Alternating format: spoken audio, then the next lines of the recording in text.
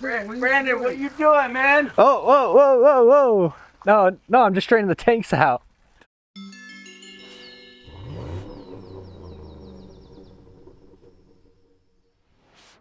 Hey everyone, it's Brandon here with ROA Off-Road. Today, I'm at a pause reboot and we got a project ahead of us. We're gonna winterize this thing and hopefully be able to show you a few simple steps so that you can winterize your pause trailer, or this might apply to any trailer that has the Nautilus system on it. So let's go check out the Nautilus and I'll kind of show you what that looks like, and then we'll go step by step through this winterization process.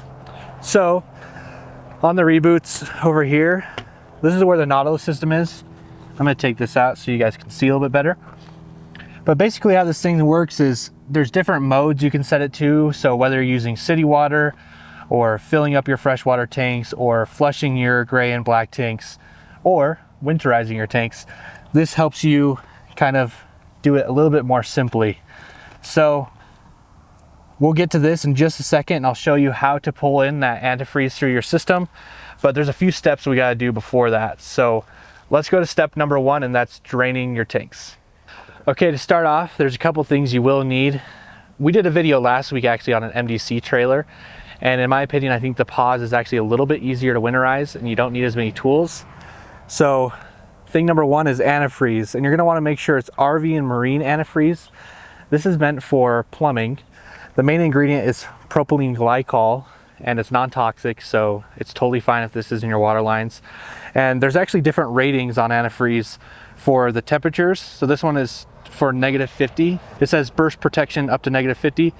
I think they make them all the way to -100 degrees Fahrenheit. So if you're in an extreme climate, you might need something a little bit more strong, but for us, this works just fine. The next thing you'll need is actually a hose. So you'll want the male end of the hose because it's going to go into where you usually fill your tanks. And you're going to want it to be shorter than a standard hose. I'll put the exact length that's recommended in the text right here, but it's somewhere around 2 feet, maybe 3 feet. Anything longer than that, it might not do its job as well. So let's go into step number one, which is draining our tanks.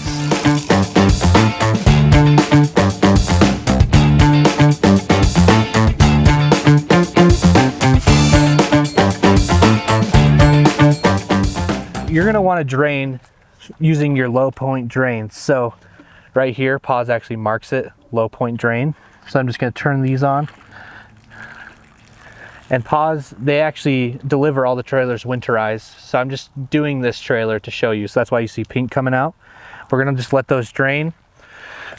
You'll also want to drain your black and gray tanks. Hopefully you've drained your black tank already. You should do that after every camping trip. If not, you're kind of nasty. You stay right there, you little nasty. But let's pull these. Don't want any poosicles. I'm not gonna pull the black tank. I'm not risking that. So now that I've done the gray tank, the black tank, I also can do the fresh tank. So you can see that. So we're just clearing out all the water that's currently in the tanks. And pause makes it really easy with these nice drain valves. So now I've opened all the drains for the tanks. As you can see, my freshwater tank's still draining out. So I'm just gonna give that a few minutes, let that all drain out. And then we're gonna go to the next step, which is to drain the water heater and then bypass the water heater. So we'll start with draining the water heater. Let's go to that right now. Okay, so now I'm at the water heater. For this unit, it's the Trim AquaGo. The reboots sometimes also come with the Suburban, but the process is fairly similar. The Suburban is actually a tank heater, and this is a tankless heater, the Trim AquaGo. But both of them have a very similar valve, which is gonna look kind of like this. So you're gonna wanna pull this up and open that. And if there was anything in the water heater, any pressure, water would start draining out right here. I'll put a clip of what that looks like right here. But once that's all depressurized, the next thing you'll do right here is pop this open. I will tell you firsthand, if you do not depressurize the water heater and try to open this, it will spray you in the face and you'll have your life flash before your eyes. But in this case, it's depressurized, and then you'll remove the filter for the water heater.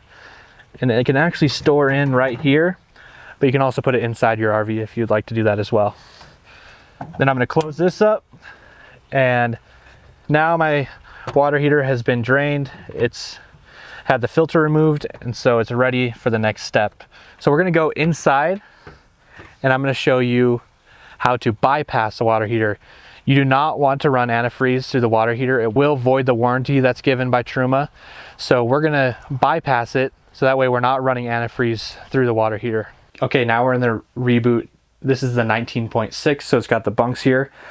So Pause provides some stuff, including user manuals. I would recommend looking at your manual.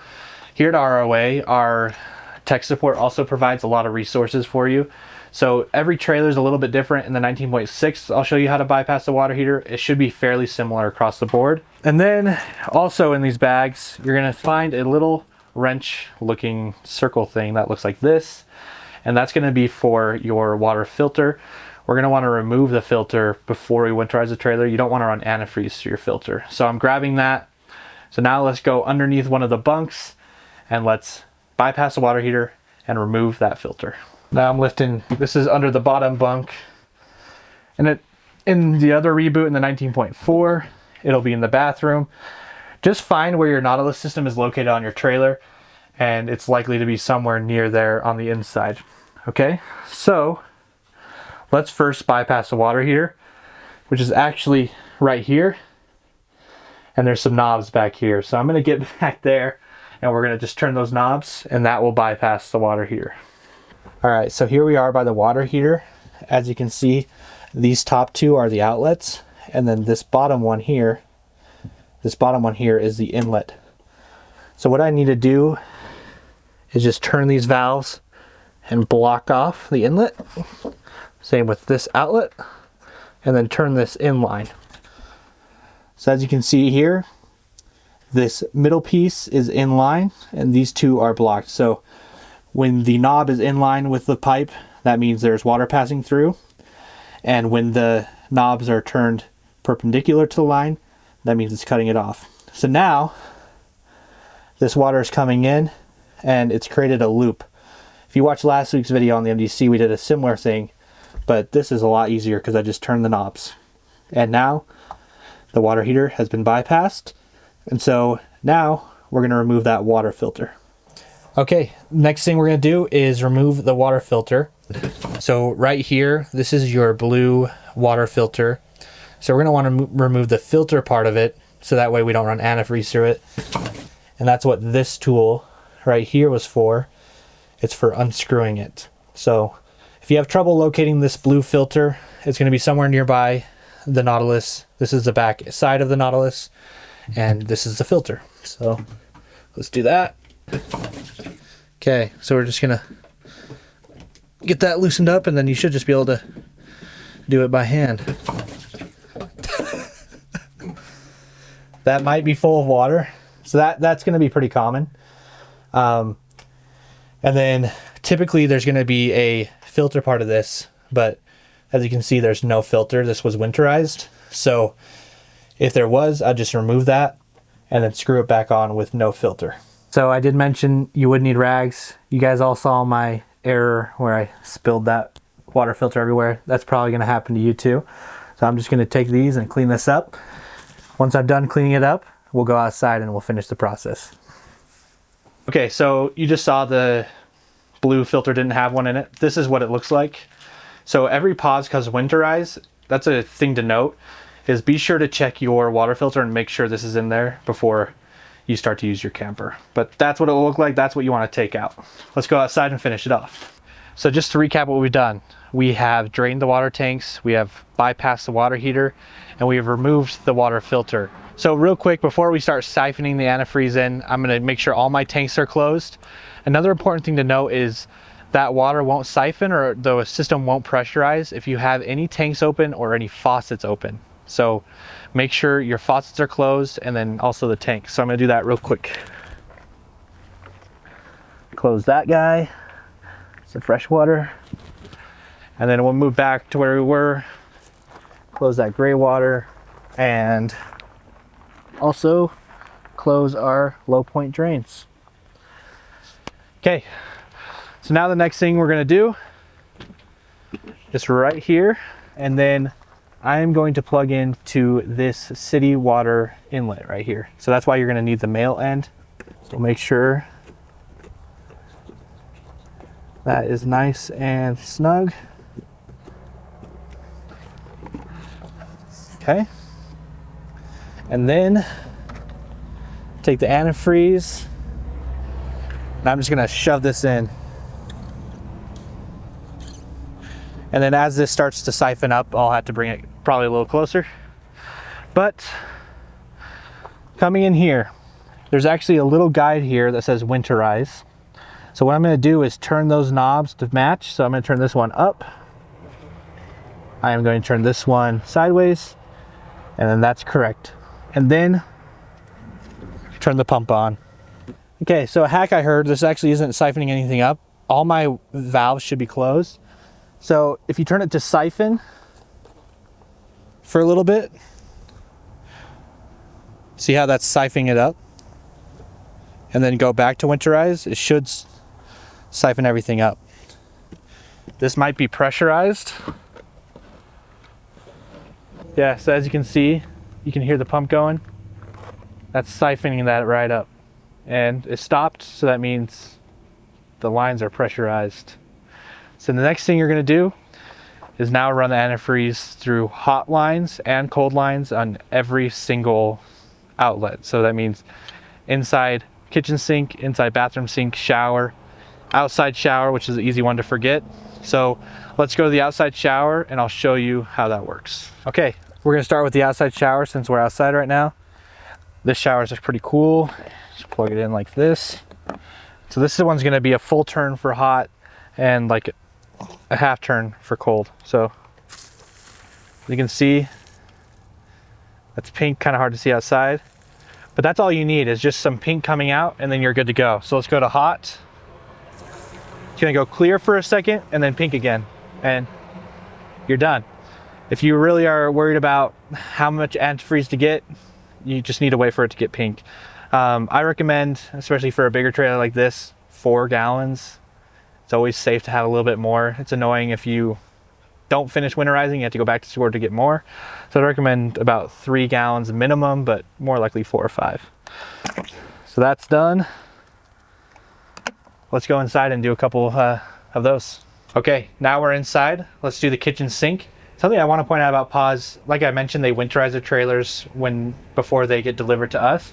They actually bag everything really nice, but I'm going to take that off just to show you guys. So we're going to do cold first. As you can see, it's pink. I'm going to let a little bit run down into the P-traps. It's always a good idea. Also, if you do get extra antifreeze, it's not a bad idea afterwards to dump some down the drains. Now I'm going to go to hot. See, it might be clear for a second, and then now it's pink again. So I'm going to repeat this process. I'm not going to bore you with the details, but I'm going to repeat that process back here in the bathroom. So I'm going to do hot and cold water on the bathroom sink, and then also hot and cold water on the shower here. Then after the shower, you'll also want to do this drain here. So just make sure that's unplugged. And it's not a bad idea to take the bottle and pour like a cup or 2 of antifreeze down that drain. Those are the places that sometimes get missed. So make sure to pour some down your drains, just all of them, your shower, your sinks, and then that way you won't have any issues throughout the winter. The other thing you'll want to make sure you don't forget is actually your toilet. So if you just halfway press down the pedal, you'll see that pink antifreeze coming through and you're ready to rock. You don't want your black tank to freeze. You don't want anything to freeze actually, which is why it's important to pour some additional antifreeze down the drains. So there's one more spot that a lot of people might miss, and I'll show you that and then we'll close this thing out. Okay, so the last thing that a lot of people might miss is actually here in the Nautilus system, there is a water port here. So you'll just want to make sure to plug in that hose right here and then do both hot and cold. That's a common part that people will miss because it kind of hides up there. So that is the winterizing process. Like I said, it's really not too complicated. Paws is great and they built in that bypass for the water heater.